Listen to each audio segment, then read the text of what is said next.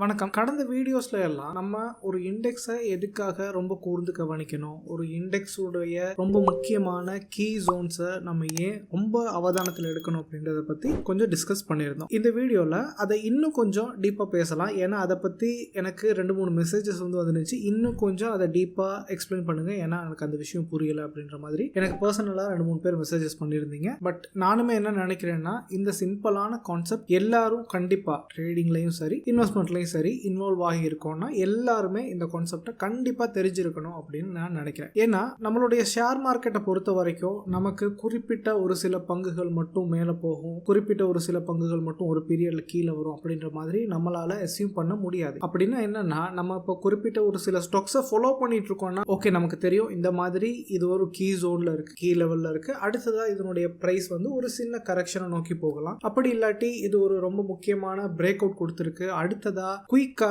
இதனுடைய பிரைஸ் ஒரு quick move கொடுக்கறதுக்கு சான்ஸ் இருக்கு அப்படின்றத குறிப்பிட்ட ஒரு சில ஸ்டாக்ஸை நம்ம ரெகுலரா ஃபாலோ பண்ணிட்டு வரோம்னா நம்மளால கண்டுபிடிக்க முடியும். பட் பிகினரா நம்ம ஷேர் மார்க்கெட்டுக்குள்ள வரோம் அப்படின்னா இதுல உள்ள ஸ்டாக் லிஸ்ட், எந்த ஸ்டாக், எந்த இண்டெக்ஸ், எந்த செக்டர்ல உள்ள ஸ்டாக் அடுத்ததா மேல போகுது அப்படின்ற நிறைய விஷயங்கள் நமக்கு ஓவர்வெல்மிங்கா இருக்கிறதுக்கு அதிகமா சான்ஸ் இருக்கு. ஸோ இந்த ஒரு சிம்பிளான கான்செப்ட், ஒரு இண்டெக்ஸை வச்சு நம்ம எப்படி அந்த ஸ்டாக்ஸை அனலைஸ் பண்றது, இண்டெக்ஸுக்கும் அந்த ஸ்டாக்ஸுக்கும் உள்ள ரிலேஷன்ஷிப் என்ன அப்படின்றத ரொம்ப சிம்பிளா புரிஞ்சுக்க வேண்டியது கட்டாயம் அப்படின்னு நான் நினைக்கிறேன். ஸோ இந்த வீடியோவில் அதை பத்தி இன்னும் கொஞ்சம் விளக்கமா பார்க்கலாம். அது உங்களுக்கு இன்னுமே ஹெல்ப்ஃபுல்லா இருக்கும்னு நினைக்கிறேன். வீடியோவை தொடர்ந்து பாருங்க. அதுக்கு முன்னாடி இன்னைக்கு மார்க்கெட்ல நடந்த விஷயங்கள், மார்க்கெட்டுடைய அப்டேட் என்ன அப்படின்றதையும் பார்த்துடலாம். இன்னைக்கு நிஃப்டி ஒரு பாசிட்டிவ் கேண்டில் ரெஜிஸ்டர் பண்ணியிருக்காங்க. மார்க்கெட் ரிகவர் ஆகிற மாதிரி ஒரு ஸ்டேஜில் இருக்கு. பட் வெயிட் பண்ணி தான் பார்க்கணும். ஏன்னா நம்ம டிசம்பருடைய கடைசி பகுதியில் இருக்கோம். இது மார்க்கெட்ல ஒரு பெரிய அளவு மூவ்மெண்ட் கொடுக்குற டைம் இல்லை அப்படின்னு நான் நினைக்கிறேன். நிஃப்டி 50 பாசிட்டிவ் சைடை பொறுத்த வரைக்கும் பாரதி ஏர்டெல், கோடக் மஹிந்திரா, ஐடிசி, HUL இவங்க எல்லாமே இருக்காங்க. நெகட்டிவ் சைடில் ஒரு சில ஸ்டாக்ஸ் தான் இருக்கு. இண்டஸ்இண்ட் பேங்க், அடுத்ததா டாடா ஸ்டீல், ஸ்ரீராம் ஃபைனான்ஸ், இவங்க தான் நெகட்டிவ் சைடில் நிஃப்டி 50 இருக்காங்க. அடுத்தது பேங்க் நிஃப்டி எடுத்துட்டோம்னா பேங்க் நிஃப்டியும் ஒரு சேம் ஒரு பாசிட்டிவ் கேண்டில் ரெஜிஸ்டர் பண்ணியிருக்காங்க. பேங்க் நிஃப்டியில் ஸ்டாக்ஸ் உடைய கண்ட்ரிபியூஷன் பார்த்தோம்னா கோடக் மஹிந்திரா, அடுத்ததா ICICI பேங்க், இவங்க 2 பேரும் பாசிட்டிவ் சைடில் அதிகமாக கண்ட்ரிபியூட் பண்ணியிருக்காங்க. அதே மாதிரி AU ஸ்மால் ஃபைனான்ஸ், அடுத்ததா இண்டஸ்இண்ட் பேங்க், இவங்க 2 பேரும் நெகட்டிவ் சைடில் கண்ட்ரிபியூட் பண்ணியிருக்காங்க. நிஃப்டி 50 உடைய பாசிட்டிவ் சைடில் பார்த்தோம்னா KPRL மில் 6%, அடுத்தது கிறிசல் 5.9%, 6%, அடுத்தது பாரதி ஹெக்ஸாகாம் 5%, பாரதி ஏர்டெல் 4.4%. இந்த மாதிரி பாசிட்டிவ் சைடில் இவங்க எல்லாம் கண்ட்ரிபியூட் பண்ணியிருக்காங்க. பெரிய அளவு பாசிட்டிவ் சைடில் இம்பாக்ட் கொடுக்கலான்னு தான் நினைக்கிறேன். அதிகமாகவே 6% தான் மேலே போயிருக்கு. அதே மாதிரி நெகட்டிவ் சைடில் பார்த்தோம்னா KSP 4%, IOB 4%, SAIL 3.4%, அடுத்தது UCO பேங்க் 3.3%. நெகட்டிவ் சைட்லையும் பெரிய அளவு மூவ்மெண்ட் ஒன்றும் இல்லை. அடுத்ததா USD vs இந்தியன் ரூபி பார்த்தோம்னா 84.7 இருக்கு. இது இப்போதைக்கு கீழே விழுறதுக்கு சான்ஸே இல்லை அப்படின்னு தான் நான் நினைக்கிறேன். ஏன்னா ரொம்ப முக்கியமான பிரேக் அவுட் நடத்தி ஆல் டைம் ஹையை டச் பண்ணிருக்கு. அதுல இருந்து இப்போதைக்கு கீழே விழுறதுக்கு சான்ஸ் ரொம்ப ரொம்ப குறைவு. அடுத்ததா USD LKR, இதுவும் ரொம்ப முக்கியமான சப்போர்ட் ஜோன்ல இருக்கு. 289 அந்த சப்போர்ட் ஜோன்ல இருக்கு. இதை பிரேக் பண்ணுச்சுன்னா அடுத்தது என்ன நடக்கும் அப்படின்றத வெயிட் பண்ணி தான் பார்க்கலாம். அதே மாதிரி AED LKRம் ரொம்ப முக்கியமான சப்போர்ட் ஜோன்ல இருக்கு. இது ரெண்டுமே AED பிளஸ் USD இது ரெண்டுமே ஒரே மாதிரி தான் மூவ்மெண்ட் கொடுக்க போகுது. பார்க்கலாம், ஸ்ரீலங்காவுடைய எக்கானமியை பொறுத்து தான் இது டிசைட் ஆக போகுது. அது என்ன நடக்கும் அப்படின்றத வெயிட் பண்ணி பார்க்கலாம். அடுத்ததா கோல்டு, ரொம்ப இன்ட்ரெஸ்டிங்கான சார்ட். இந்த சார்ட்டை பத்தி நம்ம அதிகமாக பேசிட்டே இருந்திருக்கோம்.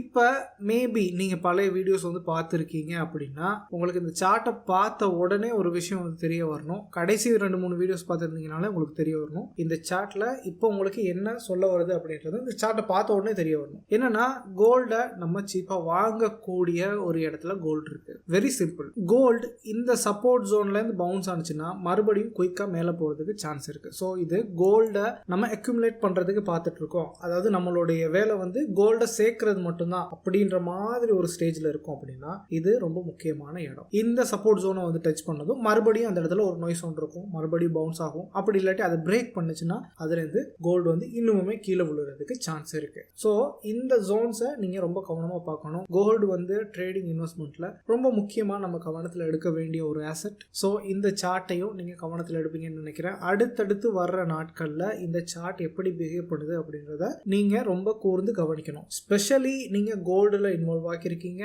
கோல்டு இன்வெஸ்ட்மெண்ட்டுக்காக இல்ல ட்ரேடுக்காக யூஸ் பண்றீங்க அப்படின்னா இது ரொம்ப முக்கியமான ஒரு கீ ஜோன். இந்த கீ ஜோனை பத்தி இந்த வீடியோல அடுத்ததா இன்னும் கொஞ்சம் டீப்பா பேசலாம். ஆல்ரெடி நான் சொல்லியிருந்தேன், அதை பத்தி இன்னும் கொஞ்சம் விவரம் பார்க்கலாம்னு வீடியோவை முழுமையா பாருங்க. வீடியோடைய ஸ்டார்ட்ல நான் சொல்லியிருந்தேன், ஒரு இண்டெக்ஸை நம்ம நம்ம எதுக்காக ட்ரேடிங்ல இன்வெஸ்ட்மெண்ட்ல இன்வால்வ் ஆகியிருக்கோம்னா எதுக்காக ஒரு இண்டெக்ஸை நம்ம டெய்லியும் மானிட்டர் பண்ணணும், இண்டெக்ஸ்ல என்ன மாதிரி விஷயங்கள் நடக்குது அப்படின்றத அவதானிக்கணும் அப்படின்றத பத்தி கடந்த கொஞ்ச நாளா நான் டிஸ்கஸ் பண்ணிட்டே தான் வந்திருந்தேன். இந்த வீடியோல அதை பத்தி இன்னும் கொஞ்சம் டீப்பா பார்க்கலாம். இந்த இடத்துல நான் நிஃப்டி இண்டெக்ஸோடைய டெய்லி சார்ட்டை வந்து லோட் பண்ணியிருக்கேன். ஐ திங்க் நம்ம டெய்லியுமே ஒர்க் போறோம், ஒரு இன்வெஸ்ட்மெண்ட் பர்பஸ்க்காக ஷேர் மார்க்கெட்டை நம்ம கையில வச்சிருக்கோம். அதே மாதிரி மினிமம் ஒரு ஷேர்ல இன்வெஸ்ட் பண்ணோம்னா குறைஞ்சது 6 மாசத்துக்கு நம்ம அதை ஹோல்டு பண்ணுவோம். இந்த மாதிரி ஒரு மென்டாலிட்டியோட, இந்த மாதிரி ஒரு செட்டப்போட ஷேர் மார்க்கெட்டுக்குள்ள வாரோம் அப்படின்னா டெய்லி சார்ட் நமக்கு ரொம்பவே யூஸ்ஃபுல்லா இருக்கும் அப்படின்னு சொல்லி நினைக்கிறேன். ரொம்ப அதிகமா போனாலும் அது நமக்கு யூஸ்ஃபுல்லா இருக்காது, அதே மாதிரி ரொம்ப குறைவா இருந்தாலும் அது நமக்கு யூஸ்ஃபுல்லா இருக்காது. டெய்லி சார்ட்டை கண்டிப்பா நம்ம மானிட்டர் பண்ணி ஆகணும் அப்படின்னு நான் நினைக்கிறேன். அதுக்காக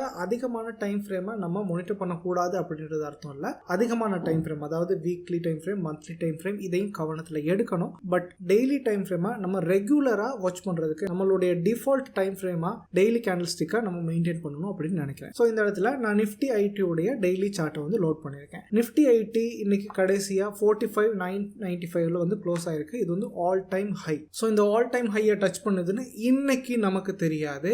இது ஆல்ரெடியே எப்ப கிட்டத்தட்ட ஜூலை 3, ஜூலை 10 அந்த பீரியட்லயே நமக்கு இது ஒரு பிரேக் அவுட்டை கொடுக்கும்போது இந்த இடத்த பாருங்க. இந்த இடத்துல ரொம்ப முக்கியமான ஒரு பிரேக் அவுட்டை நிஃப்டி ஐடி கொடுக்குது அப்படின்றது நமக்கு தெரியும். இதை நம்ம பழைய வீடியோஸ்லயும் நம்ம டிஸ்கஸ் பண்ணியிருக்கோம். ஸோ இந்த மாதிரி ஒரு முக்கியமான பிரேக் அவுட்டை நிஃப்டி ஐடி கொடுக்கும்போது நம்ம கவனத்தில் எடுக்க வேண்டிய ஸ்டாக்ஸ் நிஃப்டி ஐடி ஸ்டாக்ஸ். இதை பத்தி தான் நான் கடந்த கொஞ்ச நாள் உங்களுக்கு வலியுறுத்திட்டே வரேன். இந்த கான்செப்டை நீங்க கொஞ்சம் கவனத்தில் எடுக்கணும் அப்படின்றது. ஏன்னா இந்த மாதிரி ஒரு இண்டெக்ஸ் பிரேக் அவுட் கொடுக்கும்போது நம்ம 1500க்கும் அதிகமான ஸ்டாக்ஸ் நம்மளுடைய எக்ஸ்சேஞ்சில் லிஸ்ட் ஆயிருக்கு. ஸோ எல்லா ஸ்டாக்கையும் நம்ம விரட்டுறது, எல்லா ஸ்டாக்கையும் மானிட்டர் பண்றது, எல்லா ஸ்டாக்கையும் சேஸ் பண்றது ரொம்ப முக்கியமா. இது நமக்கு பாசிட்டிவ் சைட்ல கண்ட்ரிபியூட் பண்ணாது, கண்டிப்பா நம்மள பின்னுக்கு இழுத்துட்டே வரும். ஸோ இந்த மாதிரி ஒரு குறிப்பிட்ட இண்டெக்ஸ் பிரேக் அவுட் கொடுக்கும்போது நம்மளுடைய ஃபோக்கஸை நம்ம நெரோ டவுன் பண்ணணும். இந்த 1500க்கும் மேல ஸ்டாக் இருக்குன்னா நம்ம இந்த பீரியட்ல இப்போ நிஃப்டி ஐடியை உதாரணமா எடுத்துட்டு அதை வச்சு நான் உங்களுக்கு எக்ஸ்பிளைன் பண்ண ட்ரை பண்றேன், புரிஞ்சுக்குவீங்கன்னு நினைக்கிறேன். ஸோ இந்த மாதிரி நிஃப்டி ஐடி பிரேக் அவுட் கொடுக்கும்போது நம்ம அந்த 1500 ஸ்டாக்கையும் நம்மளுடைய ஃபோக்கஸ்ல இருந்து விலக்கிட்டு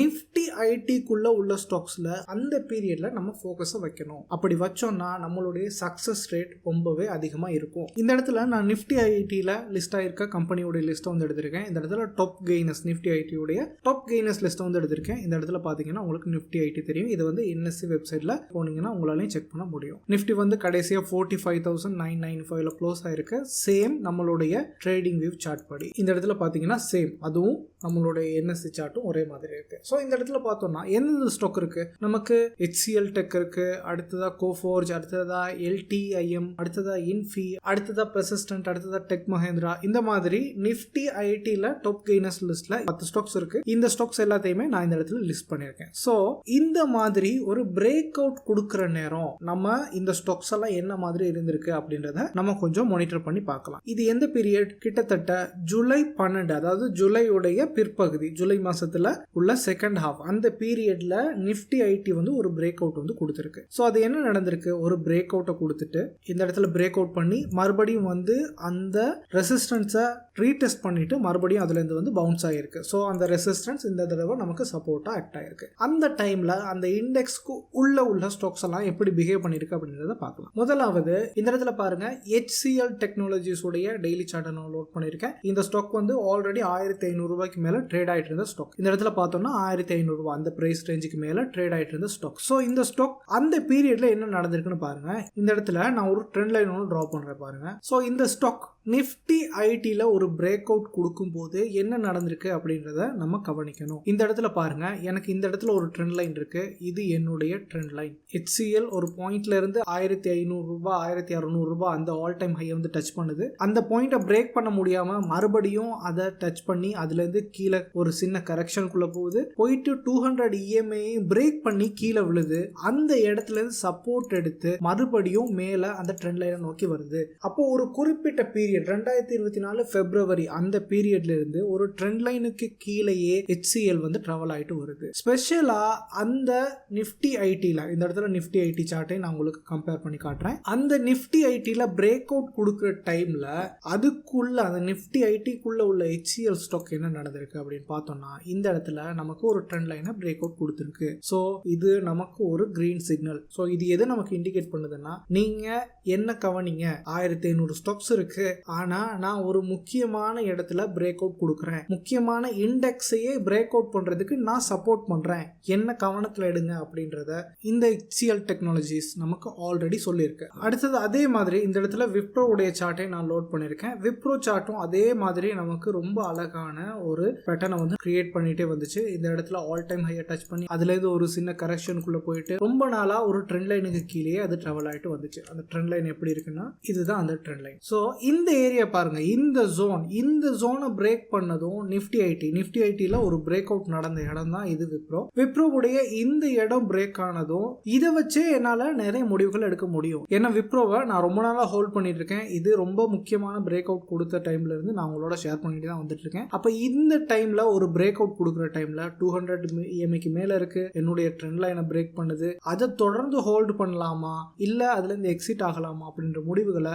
நிஃப்டி ஐடி இண்டெக்ஸ் என்ன மாதிரி பிஹேவ் பண்ணுது அப்படின்றத வச்சு என்னால முடிவுகளை எடுக்க முடியும். அடுத்ததான் இந்த இடத்துல நான் இன்ஃபியோடைய ஒன் டே சார்ட்டை வந்து லோட் பண்ணியிருக்கேன். இன்ஃபியை பொறுத்த வரைக்கும் எனக்கு ரொம்பவே சீப்பான பிரைஸ்ல இன்ஃபியை வந்து வாங்க முடிஞ்சிருக்கு. 1396 ரூபாய் அந்த பிரைஸ்ல என்னால் என்ட்ரி எடுக்க முடிஞ்சிருக்கு. இந்த இடத்துல நான் என்ட்ரியை வந்து மானிட்டர் பண்ணிட்டே தான் வந்திருக்கேன். இதுல முக்கியமான விஷயம் என்னன்னா இந்த என்ட்ரியை நான் உங்களோட ஷேர் பண்ணியிருந்தேன், பழைய வீடியோஸ்ல ஷேர் பண்ணியிருந்தேன். எத்தனை பேர் அதை யூஸ் பண்ணீங்க அப்படின்னு தெரியல.